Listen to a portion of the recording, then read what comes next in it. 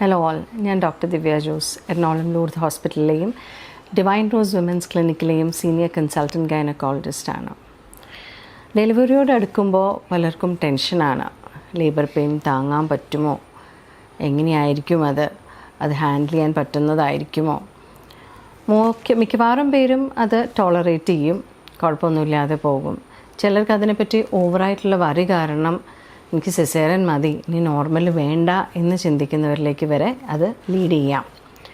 അപ്പോൾ എങ്ങനെയാണ് നമുക്ക് ലേബർ പെയിൻ ടോളറബിൾ ആക്കാൻ പറ്റുക? അതിന് മരുന്നുകളുണ്ടോ, അല്ലെങ്കിൽ എന്തെങ്കിലും സിമ്പിൾ മെത്തേഡ്സ് ഉണ്ടോ to make labour pain more tolerable? ഇതിന് സിമ്പിളായിട്ടുള്ള കാര്യങ്ങൾ, അതായത് മെഡിസിൻസ് ഒന്നും വേണ്ട എന്നുള്ള ചിന്തയാണെന്നുണ്ടെങ്കിൽ സിമ്പിളായിട്ട് പറയുകയാണെങ്കിൽ ബ്രീത്തിങ് എക്സസൈസ് ഹെൽപ്പ് ചെയ്യാം. പക്ഷെ അത് നമ്മൾ ആൻറ്റിനേറ്റൽ ക്ലാസ്സുകളിലൂടെയൊക്കെ പഠിച്ച് ആ ഒരു സമയമാകുമ്പോഴേക്കും അത് ചെയ്യാൻ പാകത്തിന് ട്രെയിൻഡായിട്ടിരുന്നാൽ മാത്രമേ അത് നമുക്ക് ലേബർ പെയിൻ വരുന്ന സമയത്ത് നമ്മൾ ഹെൽപ്ഫുൾ ആവുകയുള്ളൂ. ഇപ്പോൾ നമ്മളും നമ്മുടെ പാർട്ട്ണറും, നമ്മളിപ്പോൾ ലേബർ റൂമിൽ നമ്മുടെ പാർട്ട്ണർ അക്കമ്പനി ചെയ്യുന്നുണ്ടെങ്കിൽ അവരും കൂടെ ആ ക്ലാസ് കേട്ട് അതിനു വേണ്ടി റെഡി ആയിട്ടിരുന്നാലേ നമുക്കത് ആ സമയത്ത് നമുക്ക് ഉപകരിക്കുകയുള്ളൂ. രണ്ടാമത്തെ ടെക്നിക്കാണ് മസാജിങ്. അതായത് പെയിനൊക്കെ കുറയ്ക്കാൻ വേണ്ടി നമുക്ക് പെയിനുള്ള ഭാഗത്ത്, ചിലപ്പോൾ നടുവിനായിരിക്കും വേദന കൂടുതൽ വരിക, അല്ലെങ്കിൽ ചിലപ്പോൾ വയറിലായിരിക്കും വേദന കൂടുതൽ വരിക. അപ്പോൾ ആ സമയത്ത് അവിടെയെല്ലാം മസാജ് ചെയ്ത് കൊടുത്ത് പെയിൻ കുറയ്ക്കുന്ന രീതിയാണ് മസാജിങ് എന്ന് പറയുന്നത്. ഇത് നമുക്കിപ്പോൾ ലേബർ റൂമിലാണെങ്കിൽ ലേബർ റൂമിലെ സ്റ്റാഫുകളാവാം നമ്മളെ ഹെൽപ്പ് ചെയ്യുന്നത്, അല്ലെങ്കിൽ നമ്മുടെ കൂടെ ലേബർ കമ്പനി ചെയ്യുന്ന നമ്മുടെ ഹസ്ബൻഡോ അല്ലെങ്കിൽ അമ്മയോ ആയിരിക്കാം ഇതിനു വേണ്ടി നമ്മളെ ഹെൽപ്പ് ചെയ്യേണ്ടത്. അപ്പോൾ ഏതൊക്കെ റീജിയൻസിൽ മസാജ് ചെയ്താൽ നമുക്ക് ആശ്വാസം കിട്ടും എന്നുള്ളത് ആ സമയത്തോ അതിന് മുന്നേയുള്ള ക്ലാസ്സുകളിലൂടെയോ മനസ്സിലാക്കി അതിനുവേണ്ടി റെഡി ആയിട്ടിരിക്കേണ്ടതാണ്. പിന്നെ കുറച്ചും കൂടെ നമുക്ക് ഇൻ്റർവെൻഷൻ എന്നുള്ള രീതിയിൽ ചിന്തിക്കാവുന്നെങ്കിൽ നമുക്ക് അക്യൂപങ്ക്ചർ പോലെ, അതായത് ഫിസിയോതെറാപ്പിയിൽ ടെൻസ് എന്ന് പറഞ്ഞൊരു ടെക്നിക്ക് ഉണ്ട്. ചെറിയ കറണ്ടിൻ്റെ കണങ്ങൾ, നമ്മുടെ ചെറിയ ഇലക്ട്രിക് സിഗ്നൽസ് നമ്മുടെ പെയിൻ വരുന്ന ഏരിയയിലൂടെ, പെയിൻ വരുന്ന നെർവ്സിൻ്റെ ഏരിയയിലൂടെ കടത്തിവിട്ട് ആ പെയിൻ വരുന്ന ഇൻറ്റൻസിറ്റി, ആ പെയിൻ വരുന്ന സമയത്ത് മാത്രം അത് കടത്തിവിട്ട് നമുക്ക് ആ പെയിൻ ഒന്ന് ബെയറബിൾ ആക്കാനൊന്ന് ട്രൈ ചെയ്യുന്ന രീതിയാണ് ടെൻസ്. അപ്പോൾ ഇപ്പോൾ പറഞ്ഞ കാര്യങ്ങൾക്കൊന്നും പ്രത്യേകിച്ച് സൈഡ് ഇഫക്ട്സോ അല്ലെങ്കിൽ അതിനൊരു മെഡിസിൻ തന്നിട്ടോ അല്ലെങ്കിൽ അങ്ങനെയുള്ള ഒരു ദോഷങ്ങളും ഉണ്ടാവാൻ സാധ്യതയുള്ള ടെക്നിക്സ് അല്ല.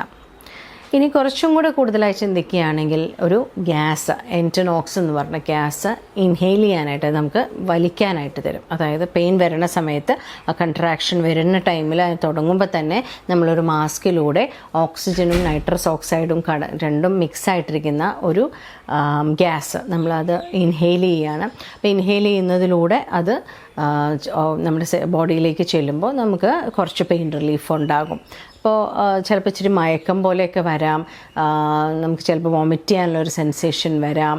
എന്നാലും ഒരു പരിധിക്ക് വരെയൊക്കെ അത് പെയിന് റിലീഫ് ഉണ്ടാക്കാം. അപ്പോൾ കുറച്ച് പേർക്ക് ഇപ്പോൾ നമുക്ക് വലിയ പ്രശ്നങ്ങളില്ല, നമുക്ക് ഒരു ചെറിയ റിലീഫൊക്കെ കിട്ടിയാൽ മതി എന്ന് ചിന്തിക്കുന്നവരാണെങ്കിൽ നമുക്ക് ഈ എൻറ്റനോക്സ് ഗ്യാസ് ഇൻഹലേഷന് വേണ്ടിയിട്ട് നമുക്ക് ചോദിക്കാം. അതുകൊണ്ട് പ്രത്യേകിച്ച് വേറെ സൈഡ് ഇഫക്ട്സ് ഒന്നും ബേബിയിലേക്ക് വരുന്നില്ല. Because it's very short acting.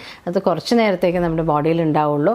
ഓരോ പെയിനും നമ്മൾ വീണ്ടും ഗ്യാസ് വലിച്ചാൽ മാത്രമേ ആ പെയിനിന് നമുക്ക് റിലീഫ് ഉണ്ടാവുകയുള്ളൂ. അപ്പോൾ പെയിൻ ഉള്ളപ്പോൾ വലിക്കുന്നു, പെയിൻ ഇല്ലാത്തപ്പം അതിൻ്റെ എഫക്റ്റ് ബോഡിയിൽ നിന്ന് പോകുന്നു. ആ ഒരു രീതിയിലായിരിക്കും അതിൻ്റെ വർക്കിംഗ് വരുന്നത്. ഇനി കുറച്ചും കൂടെ നമുക്ക് പോരാ, ഗ്യാസ് നമുക്ക് ഹെൽപ്പ് ചെയ്യുന്നില്ല എന്ന് പറയുമ്പോൾ ഇഞ്ചെക്ഷൻസ് അവൈലബിൾ ആയിട്ടുണ്ട്.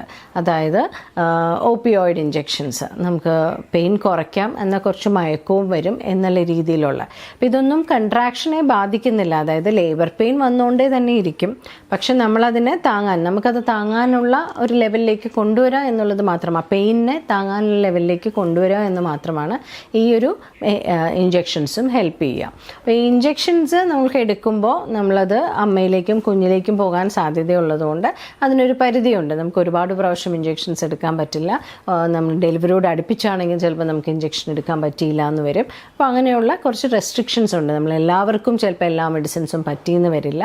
അപ്പോൾ വേറെ പ്രോബ്ലംസ് ഒന്നും ഇല്ലാത്ത ആൾക്കാരാണെങ്കിൽ നമുക്ക് ഇഞ്ചെക്ഷൻസ് എടുക്കാനുള്ള ഓപ്ഷൻസും ഉണ്ട്. ഇനി ഇതൊന്നുമല്ല, നല്ലൊരു പെയിൻ റിലീഫ് വേണം എന്നുണ്ടെങ്കിൽ best mode of pain relief എന്ന് ചോദിച്ചാൽ നമുക്ക് എപ്പിഡ്യൂറലാണ്, അല്ലെങ്കിൽ പെയിൻലെസ് ലേബർ എന്ന് പറയുന്ന ആ ഒരു ഇതുപോലെ എപ്പിഡ്യൂറൽ അനാൽജസിയ എന്ന് പറയും.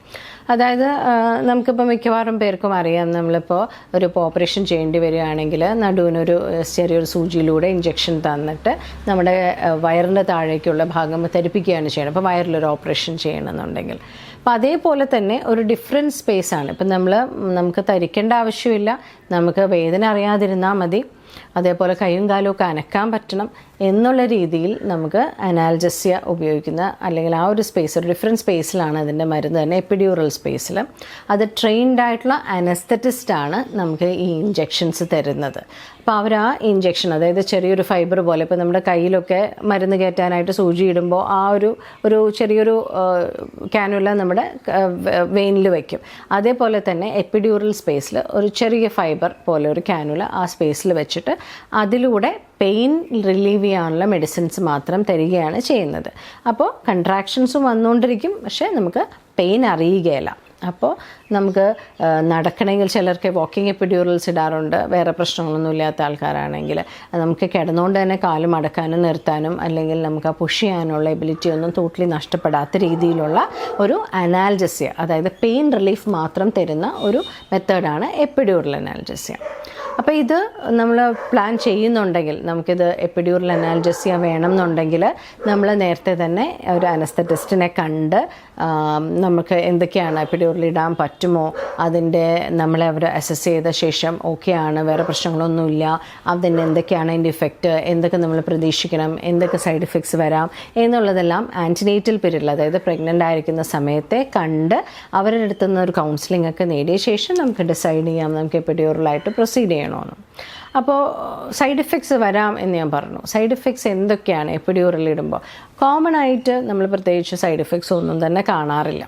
കംപ്ലീറ്റ് ആയിട്ടുള്ള പെയിൻ റിലീഫ് കിട്ടാതിരിക്കുക, അല്ലെങ്കിൽ എപ്പിഡ്യൂറൽ ഊരിയ ശേഷം തലവേദന വരിക, എപ്പിഡ്യൂറൽ ഇഞ്ചെക്റ്റ് ചെയ്ത് ആ പോയിന്റിൽ കുറച്ച് ദിവസത്തേക്കുള്ളൊരു വേദന, പിന്നെ ഇത് കഴിഞ്ഞ് കഴിയുമ്പോൾ, അതായത് എപ്പിഡ്യൂറൽ ഊരിയ ശേഷം കുറച്ച് സമയം എടുക്കാൻ ചിലപ്പോൾ നടക്കാനൊക്കെ ആയിട്ടുള്ള ആ ഒരു ഫീലിംഗ്, ചിലപ്പോൾ ചിലർക്ക് നംനെസ് പോലെ കാലിലൊക്കെ വരാം. അപ്പോൾ അതൊന്ന് മാറാനായിട്ട് ഒന്ന് നടക്കാനൊക്കെ ആയിട്ടുള്ള പ്രയാസം, കുറച്ച് ദിവസത്തേക്ക് അല്ലെങ്കിൽ കുറച്ച് മണിക്കൂറുകളിലേക്കുള്ള പ്രയാസം, യൂറിൻ പാസ് ചെയ്യാനുള്ള പ്രയാസം, ഇങ്ങനെയുള്ളതൊക്കെയാണ് അതിൻ്റെ സൈഡ് എഫക്ട്സ് വരാൻ സാധ്യതയുള്ളത്. അല്ലാതെ മേജറായിട്ടുള്ള സൈഡ് എഫക്ട്സ് ഒന്നും കോമൺ ആയിട്ട് കാണാറില്ല. അപ്പോൾ നമുക്ക് എന്തായാലും ഇത് പെയിൻലെസ് ലേബർ, നമുക്ക് വളരെയേറെ പേടിയാണ്, പെയിൻ ഒരു പ്രശ്നമായിട്ട് തന്നെ തോന്നുന്നു.